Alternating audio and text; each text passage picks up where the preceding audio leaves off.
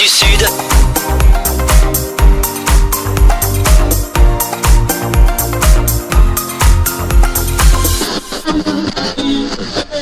L'invité du jour, le rendez-vous de Radio Call Direct. Et on va parler le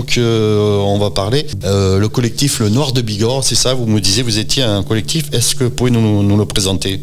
Alors on est un produit en appellation d'origine protégée, donc une AOP c'est le plus haut signe officiel de qualité au niveau européen, et donc on est aujourd'hui 57 familles d'éleveurs et 5 artisans à travailler avec un cahier des charges strict et précis pour faire un produit de qualité. Alors effectivement, c'est un cochon qui est ancré dans notre territoire, puisqu'on retrouve des traces de cet animal-là à l'époque romaine, et il y a quelques siècles. Donc dans notre territoire, il y avait à peu près 30 000 cochons dans les années 1930, et il restait une quinzaine d'animaux dans les années 1980. Donc en fait, il a fallu repartir presque à zéro, faire l'élevage à zéro, c'est ça ? On va dire qu'on est passé pas loin de la correctionnelle, et on avait deux solutions dans les années 80. Soit on décidait de mettre ces animaux-là dans des zoos ou dans des fermes pédagogiques, où on essayait de retrouver une réalité économique et de faire un produit d'exception. À quel moment vous avez pris cette décision du coup ? C'est une bonne question. Vous n'avez pas la réponse ? Non, mais j'ai la réponse, mais le choix, ça a été de se dire, ce cochon a toujours fait partie de cet environnement-là, et qu'est-ce qu'on fait pour que dans les dizaines d'années ou les siècles à venir, il continue à être là. Et donc il a fallu trouver une valorisation économique.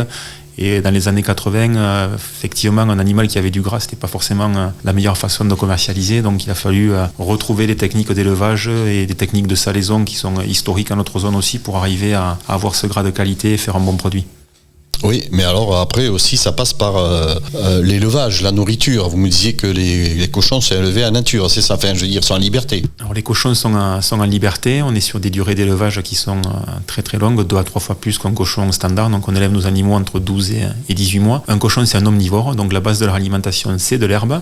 Ensuite, ils trouvent ce qu'ils peuvent trouver dans leur environnement, donc ça peut être des fruits, des glands, des châtaignes, et ensuite des céréales qu'on produit sur nos fermes. Donc évidemment, pas de maïs, pas de soja, pas d'OGM, voilà, que des céréales divers. Alors, combien de cochons vous élevez je sais pas, vu que c'est un collectif, vous êtes combien dans le collectif ? Alors, on est 57 éleveurs. Ah, c'est beaucoup quand même. Au départ, il ne devait pas y avoir tous ces produits, tous ces éleveurs. Alors, au départ, il y avait, je pense, une dizaine de collectionneurs, on va dire. Voilà. Des collectionneurs ? Ah, c'était vraiment des collectionneurs. Oui, des amoureux. Il y a des amoureux il fallait garder cet animal, il n'y avait pas de réalité économique dans les années 80. Et là, quand même, ça a pris de l'envergure, quand même. C'est, même si économiquement, c'est pas encore peut-être ce que vous souhaitiez, mais ça fonctionne. Mais on est aujourd'hui à 40 ou 45 ans après le début de la sauvegarde.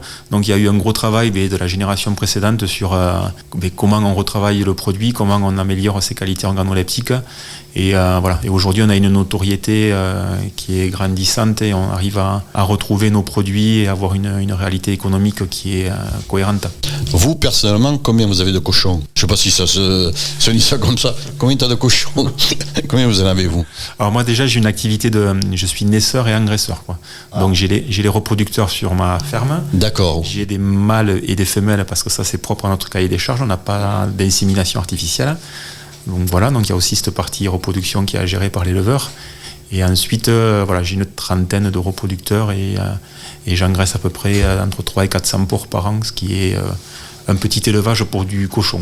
Oui, mais après vous travaillez le produit, c'est ça, et puis vous le vendez après. Voilà, donc ensuite, moi je vends les animaux quand ils sont prêts à être commercialisés, et on a une structure collective qui nous permet de mutualiser les moyens et aussi d'offrir aux consommateurs la disponibilité du produit tout au long de l'année, quoi. C'était important justement de se mettre en coopérative comme ça ? Alors c'était vraiment important. Déjà ensemble on est plus fort, et en fait on se retrouve tous autour de valeurs communes, mais c'est de la coopération au sens noble sur le partage de valeurs et sur la volonté de travailler ensemble. On parle du noir de Bigorre, donc c'est une appellation, vous m'avez dit. Alors l'appellation d'origine protégée, ça protège une race, un savoir-faire et un territoire. Donc effectivement, les animaux pour produire de l'appellation Noir de Bigorre. Ce sont des animaux de race gasconne et qui sont dans un territoire vraiment bien défini avec un cahier des charges précis qui va des conditions d'élevage à l'alimentation aux conditions d'affinage du produit. Donc toutes les étapes de la fabrication sont contrôlées. On est audité plusieurs fois par an pour voir si on respecte ce cahier des charges. Vous faites partie du Collège culinaire de France si vous êtes ici, non? Effectivement, depuis quelques années, on fait aussi partie du Collège culinaire de France. Alors c'était quoi? C'était important de vous associer à cette structure? Aujourd'hui, on a besoin de prescripteurs et on a besoin de personnes qui nous mettent en avant. Tout ce qu'on fait au quotidien tout ce que je fais au quotidien sur mon exploitation agricole, s'il n'y a pas des personnes qui ont aussi de la passion et du talent, qui cherchent à mettre en avant nos produits, il manque un chaînon dans ce fonctionnement-là. Donc c'est vrai qu'on se retrouve au sein du collège culinaire pour avec beaucoup de prescripteurs, beaucoup de grands chefs, mais un vrai amour pour les produits de qualité, quoi. Vous commercialisez sur quel secteur? Alors on commercialise tous nos produits sur un réseau de distribution, on va dire sélectif, donc des bouchers, des charcutiers, de la restauration, quelques grossistes. On a fait un choix de ne pas vouloir vendre nos produits en grande surface. C'est un produit qui a besoin d'être accompagné. On aime bien les relations aussi. Donc c'est pour ça qu'on travaille avec un seul intermédiaire entre nous et le consommateur final, quoi. Oui, c'était important pour ce produit-là, quoi. Je veux dire, vous aviez pas envie et puis les marges sont peut-être pas les mêmes. Négocier avec les grandes surfaces, c'est pas pareil.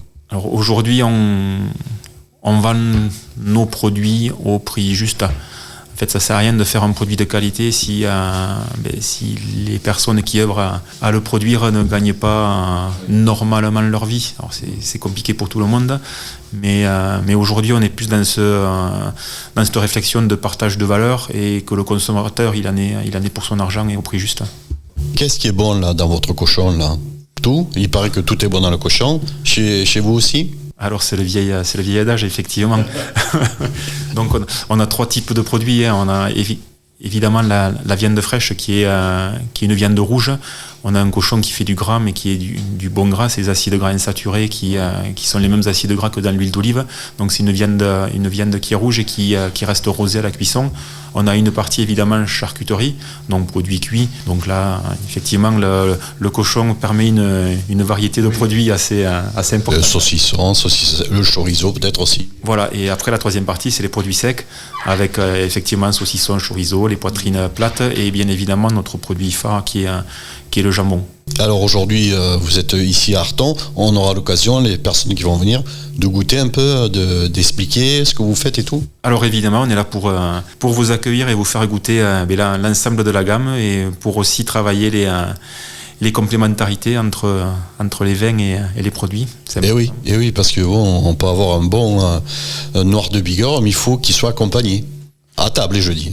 Effectivement.